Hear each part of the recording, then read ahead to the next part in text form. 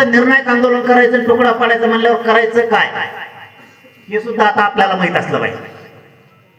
कोणी कोणी व्हॅलिटीला अर्ज केलाय, कोणचा अधिकारी देत नाही आणि त्याचं कारण काय एवढंच आणा बरं.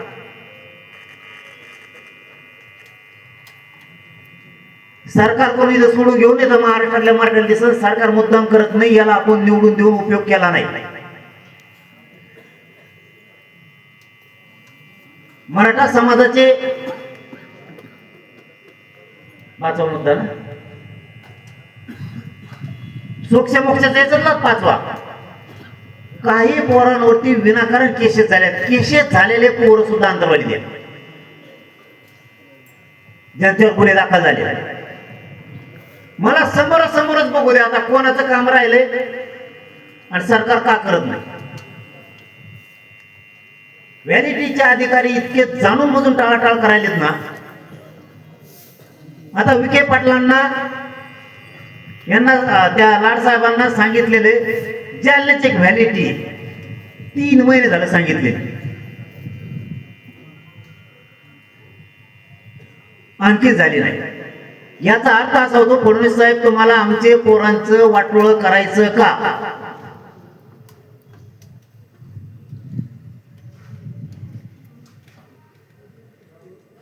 ही वेळ कशामुळे?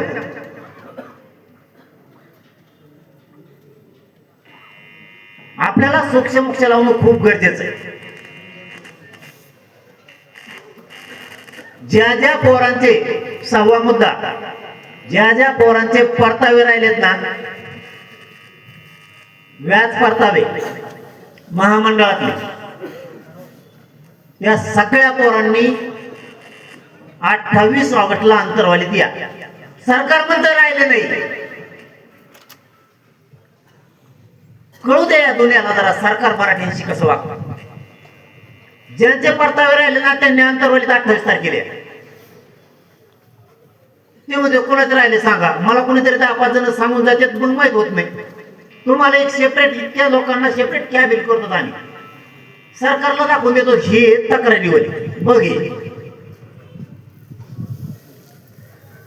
7वा मुद्दा, ज्या ज्या पोरांना ECBCतून लाभ झाले नाही, सुविधा मिळाल्या नाहीत, त्यांना शिष्यवृत्त्या मिळाल्या नाहीत, पंजाबराव देशमुखांची योजना 6 मला वाटतं 2-3 वर्षापासून मिळालं असं काही पोरांचं म्हणणं आहे. तुम्ही प्रत्यक्ष अर्ज घेऊन या.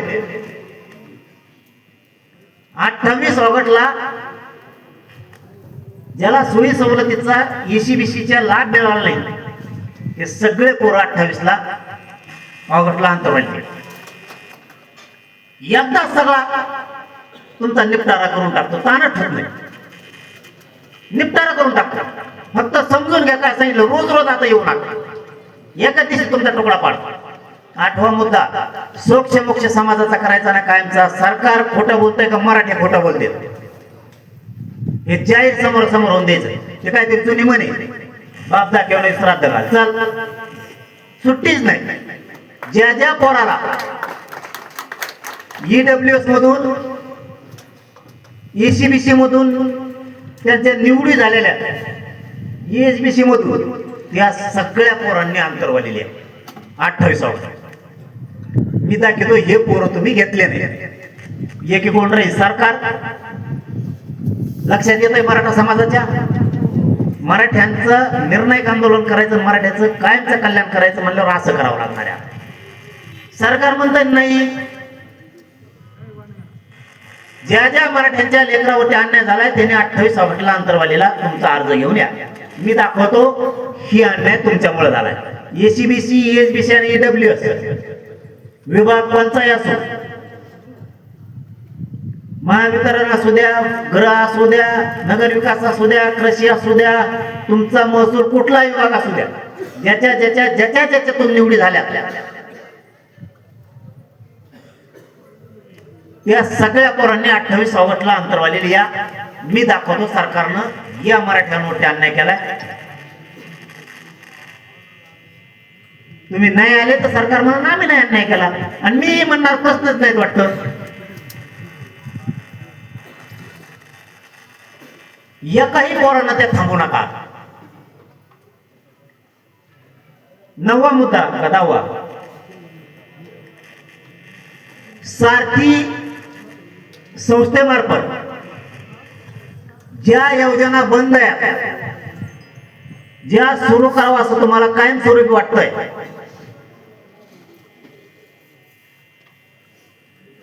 ज्यांना कुणाला माहिती आहे या सारथीच्या योजना बंद आहेत, त्यांनी अर्जासह 28 ऑगस्टला अंतर्वाली देऊन बसा. याला जोडून सारथी मार्फत ज्यांनी फायदे घेतलेत पण त्यांना आता त्याचे लाभ देत नाहीत, फायदे देत नाहीत, त्या विद्यार्थिनीचं वाटोळं झालंय, नुकसान झालंय.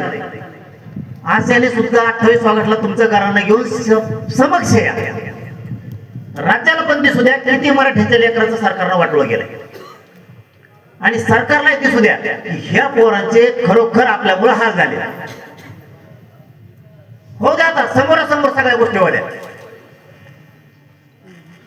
कायमचे तोडगे काढून टाकू. पुन्हा कोणी म्हणायलाच नको की सारथीमधून माझं काम झालं नाही, मला त्याचा फायदा मिळाला नाही, अगोदर दिला नंतर दिला नाही, म्हणजे आपल्याला काही ताणच ठेवायचं नको.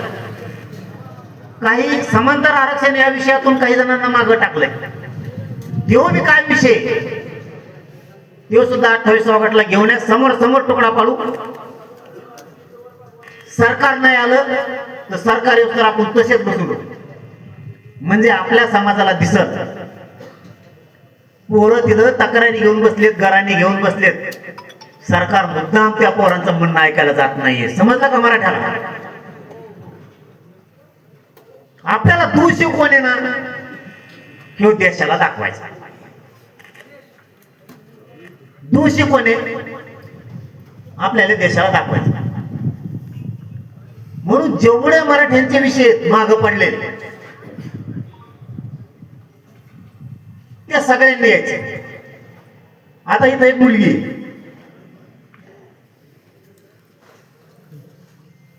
काजल दिगंबर काचोळे नावाची, तिच्या वडिलांनी आत्महत्या केली मराठा आरक्षण. हा 4 मुली आहेत त्या, 3 मुली 1 मुलगा, 4 मुलं आहेत. हे म्हणतात आम्ही घरपोच नोकऱ्या दिल्यात, आणखीन या मुलीला नोकरी सुद्धा दिली नाही.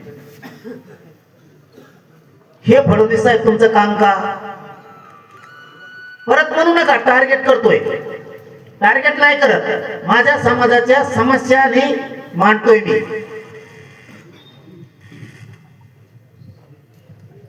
माझ्या समाजाचे दुःख तुमच्या पुढे मांडतोय. कधी देणार तुम्ही? ईडब्ल्यूच्या पोरांचं असंच वाटोळं केलं तुम्ही, एसीबीसीच्या पोरांचं असंच वाटोळं केलं का? माझ्या क्षमता नाही राहिला ऐकून घ्यायच्या. एक एक पोरग जर आणि आमचं एक एक विद्यार्थिनी पोरगी जर संपणार असले, तुम्हाला सांगतो आपल्या जिन्याला सुद्धा इथे उभा राहिले जेवढे आहेत ना, आपल्या जिन्यात सुद्धा काय अर्थ नाही. आपला समाज आणि लेकर संपणार असले काय अर्थ नाही. फुकट पांढरे कपडे घालून इकडे तिकडे हिंडणं,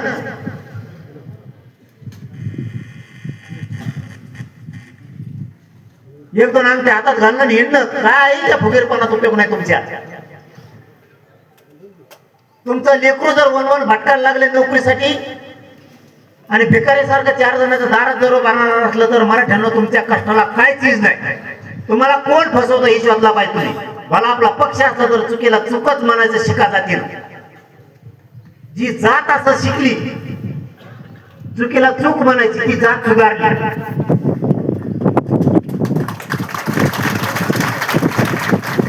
ज्याने पक्षालाच बाप मानलं, जातीला बाप नाही मानलं, ती जात नाही सुधरत.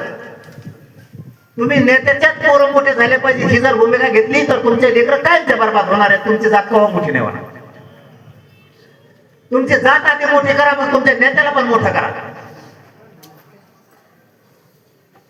जातीसाठी एकदा तुटून पडा भांडायला. तुमचं सरकार आहे ना, तुम्हीच तुमच्या सरकारला भांडलं पाहिजे. येते निवडून मी त्याला द्या, ह्याही मताचे आहेत आपण. पण तो देणारच नसत. तो जर विषयाचं ताटच आपल्या लेकरापुढे ठेवणार असलं तर तुम्हाला सुद्धा गोष्टी कळायला पाहिजे. व्हॅलिडिटीसाठी एका व्हॅलिडिटीसाठी फोन करावा लागतो 50 वेळेस. का रे बाबा, फडणवीस साहेब आमच्या नोंदी असून आम्हाला कसं काय प्रमाणपत्र नाही? आम्हाला व्हॅलिडिटी कोणत्या ओबीसीची व्हॅलिडिटी न केली फडणवीस साहेब तुम्ही आतापर्यंत? वंश ओळख जुळा ना, महसुली पुरावाच नाही, कुठं वावरच नाही. आता मला सांगा, एखाद्याची नोंद निघाली त्याच्या जन्म मृत्यूच्या याच्यावर, किंवा शांत उभा राहा, समाज लय महत्वाचा आहे. तुम्ही मी मला काही किंमत नाही, तुम्हाला नाही, मला नाही.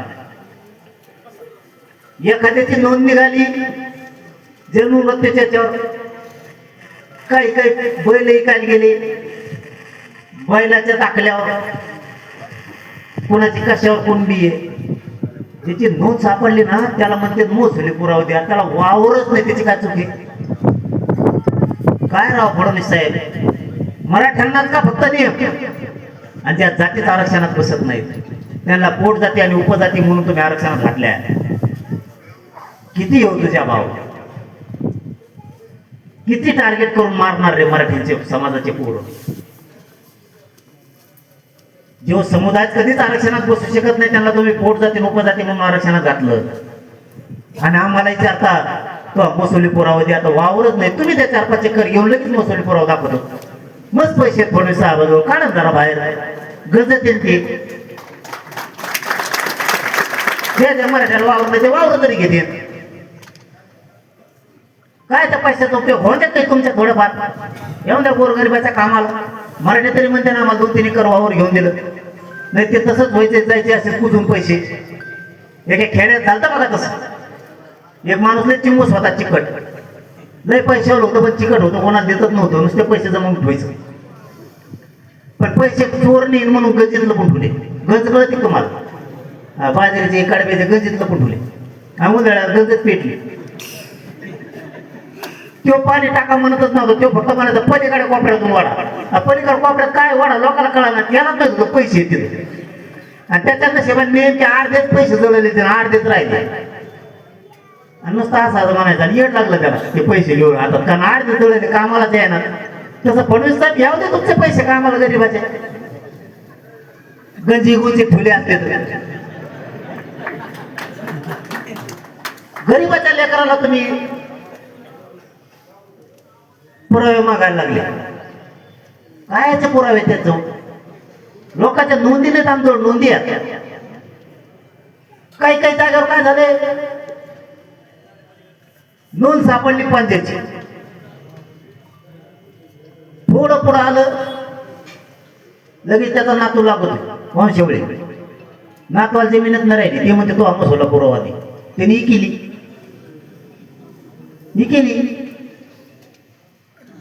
म्हणजे यांच्या थोडक्यात ई केवाय सारखं आहे. केवाय करा म्हणतेच ना शेतकऱ्याच्या आता, हा केवायसी करा म्हणते, तशी सिस्टम आहे हे आरक्षणात बी आपल्या. ई केवायसी आमच्याकडे पोरग आलंय करे नाही का? उदाहरण म्हणून सांगतो, आरक्षणाला चिटकून उदाहरण आहे. 10-5 जण जमले शहाणे पारावर रस्त्यात बघायचे, चांगला सुखात चाललो होते. 2-3 एकर वावर घेतलं होतं, ऊस पीस लावला, 4-2 नमुने भेटले. ते म्हणले मुकादम होय, लय मजा आहे त्याच्यात. चांगलं सुखाने चाललं होतं. 26 टायर केले त्याने बैलगाड्या, 26 बैलगाड्या. फडणवीस साहेब खरं ये, तुम्हाला परत खोटं वाटत, तुम्हाला वाटत मलाच वाचित, तुम्हाला नाही वाचित हो. तुम्ही मराठ्याला द्या, हेच मराठी तुम्हाला डोक्यावर घेते. हे पण फडणवीस साहेब लक्षात ठेवा. त्यांनी काय केलं, हा रे बाबा 7च आपण दोघं कोणा, मी पुढं जेंच मागं सरकत नाही. मी त्यांनी काय केलं, 4-5 जणांच्या मित्राचं ऐकून मुकादम झाला. 26 त्यांनी टायर लावल्या. पण त्या टायरावर काय सिस्टम असते माहितीये का?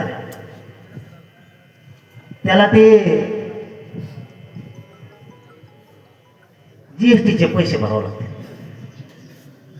या जवळावर 3 एकर जीएसटी भरू शकतात का गरीब? हा, पण टायरामुळं प्रत्येक टायरवर पैसे आले असते ना लाखांनी, ते आले त्याच्या खात्यावर. बघा फडणवीस साहेब, सुसूत्रता आणि पारदर्शक. फडणवीस साहेब म्हणतात पारदर्शक करा. बघा आता पारदर्शक कसं आहे. टायर कोणाचे काय कोणाचे पैसे आले त्याच्या खात्यावर, त्याने भरला जीएसटी, म्हणजे तो आला व्हीआयपीच्या रेंज मध्ये. त्याचं कुपनच कॅन्सल केलं.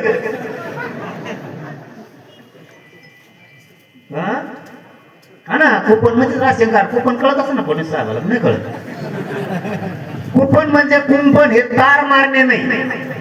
चौकून तार मारणे ते तार कुंपण म्हणते. पण कुंपण म्हणजे आमच्याकडे खेड्यापाड्यात कुंपण म्हणते त्याला, पण राशन दुकान बुवा.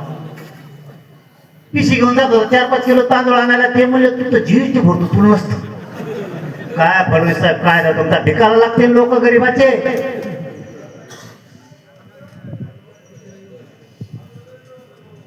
पैसे आले मुकादमकीचे, वाटवळ झालं. असे किती असते त्याची कर्जमाफी व्हायना, ते म्हणजे तू व्यापीत मोडायला लागला. बघा आता कार्यक्रम बघा मराठी समजून घ्या तुम्ही. शेतकरी सुद्धा जीएसटी भरणारा माफ नाही आहे का? मग खोटं बोलतो का मी? आता मग त्यो भरतोय. फडणवीस साहेब फक्त त्याला एकदा येऊन भेटा तुम्ही, त्यो बघा व्यापीत मोडतो का आणि ते जीएसटी भरू शकतो का? कोणत्या मंत्र्यांनी या आणि त्याला फक्त एकदा बघून जा. बरेच मंत्री त्याला बघून फाशी घेते. ते म्हणते खरंच चुकत राव आपल्याकडून, इतक्या गरीबाला आपण कर्जमाफी द्यायला. हे रिअल सांगायला मी तुम्हाला. तुमच्या एका चुकीच्या धोरणामुळे शेतकऱ्यांना आत्महत्या करायची वेळ आहे. कर्जमाफीत बसा नाही. मंत्र्यापेक्षा जास्त ते बँकेचे मॅनेजर शाणे, जास्त शाणे तेच. रात्र माझ्याकडे शेतकरी आलते, त्यांनी सांगितलं माझ्याकडं 2,56,000 रुपये कर्ज आहे, मला 54,000 यादी टाकल्या. बघा सरकार, एक जणाकडे 1,33,000 आहे, ते म्हणले तू 59 मध्येच बसतो. बघ काय मॅनेजर ते दादा बोलत नाही जास्त. कशामुळं? की भरणे मामा म्हणले मी मग उद्या सगळं क्लिअर करून देतो बा म्हणून. मग तुम्ही काय मीडियात बोलू नका बा, नसलेलं लफडं. तिसरंच आमच्या मागे चिटकत. आधीच आमचा फेसकोट पाडलेला म्हणे लोकांनी, त्याच्यात तुम्ही काहीतरी लचान सोडून देता. पुन्हा लोक आम्हाला धरते ना, हानते, चाललं टाकतो, डिझेल पळतो, गाड्या घेऊन, तो कार्यक्रम बंद होते. आणि खरंच शेतकऱ्यांनी सरकारचे कार्यक्रम बंद करायला पाहिजे. 2 लाख रुपये कर्ज माफ म्हणते, 54,000 करायला वरच्या काय लहानाच्यात का? ही रिअल परिस्थिती सांगितली. असंच आरक्षणाचं चाललंय. मराठ्यांच्या पोराला एसीबीसीतून ईडब्ल्यूएस मधून नोकऱ्या नाही द्यायच्या का? हो फडणवीस साहेब काय समोर नाही द्यायच्या? मराठ्यांच्या नोंदी सापडलेल्या असून कुणबी प्रमाणपत्र कशामुळे नाही द्यायचे? फडणवीस साहेब का देत नाहीत तुम्ही? त्याच्या व्हॅलिडिटी का देत नाहीत? हैदराबाद गॅजेटचा तुम्ही जर जी आर काढला तर कोणती प्रमाणपत्र का देत नाहीत? नसता आम्हाला सिद्ध करून द्या. 2-2.5 लाख जर छत्रपती संभाजीनगरला कुणबी आहेत गॅजेट मध्ये, तर ते गेले कुठं?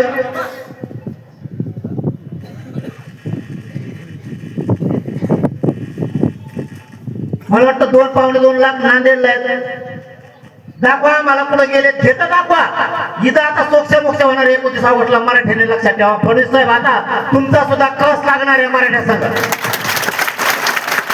आता समोरासमोर सांगा, आम्हाला तुमच्याशी भांडायचं नाही. उत्तर समोरासमोर मराठ्यांना द्या. हे मराठी गेले कुठं?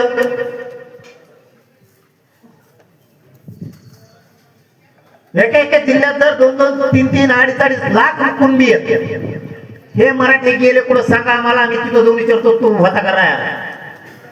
तुमचं जर म्हणणं असलं बा तो अमेरिकेत गेले सगळे सगळे आम्ही हाकलून दिले, आम्ही तिथं जाऊ एसटीने नाही विमानात जाऊ, आम्ही आमचं कसं जाऊ, विमानावर गेलो हलतो. हो ना, त्या दिल्लीला गेला ना गेलं लागलं हालायला ती विमानात देणार म्हणून सांगितलं नाही तुला. हो ना, खरंच हालत आहे. हल्लं काय करता माहिती अर्ध्यात गेलं की ती बाई आली, ती म्हणते कॅप्टनने बोला मोसम खराब आहे. अरे बापा म्हणलं म्हणायला मग अर्ध्यात गेलं सांगते काय तिथं तर म्हणायचं ना कमीत कमी तो. हो ना, मी खोटं नाही सांगत राहू, आपल्या पोटात हा बघा आपण हाय असा खरा आहे म्हणून मराठ्याला आवडतो. दुचारपणा नाही आपल्याकडे, खोटड्यापणा नाही. आणि तो अर्ध्यात गेलो ती बाई आली ना, टोकरी तेल टाकलेले. हो ना, चॉकलेट ती पुढं बिस्किट मागतीची मारण्याची. म्हणलं इतकं माग नको आपल्याला, इथं कुठलं बघ म्हणलं. तिने सुरुवातीला सुरू केलं होतं तिने. सुरुवातीला आल्या आल्या दार तो भरायला दार लावलं, पुढं आम्हीच होतो. ते लगेच सुरू केलं. म्हणलं या मारायला की या करायला. हो ना, आणि मी पोलीस स्टेशन मध्ये आलो म्हणलं एवढं कोण राहिलो. इतकं लांब मुसं घेतलं तिने एकटी, तोंडात धरायचं असं फाको असं ओढ आणि उड्या आणि ते लाल घातलं होती इकडून इकडून घातलं. दोन नाल्या होत्या अशा त्याला काळ्या, ती म्हणजे इसको फुक नाही का, फुकेलं की ते फुकत नुसतं मग उडी आणायची. अरे मला उडी आणायची पण काच उघड नाही, इकडं पंखा घे का बघायचा का नाही का तेच उडी आणायची. आठवलं लई कला करायची ती खाली उतर ती एकच सांगत होती बघा जाऊन तिकडे काय करायचं. फडणवीस साहेबाचं काम लिहिते बरं, फडणवीस साहेब म्हणजे माहेर रिटेल कुठं विषय चालला तुम्ही असे चाबरे जाऊन येत ना मग सगळा खेळ पांगत. हा हा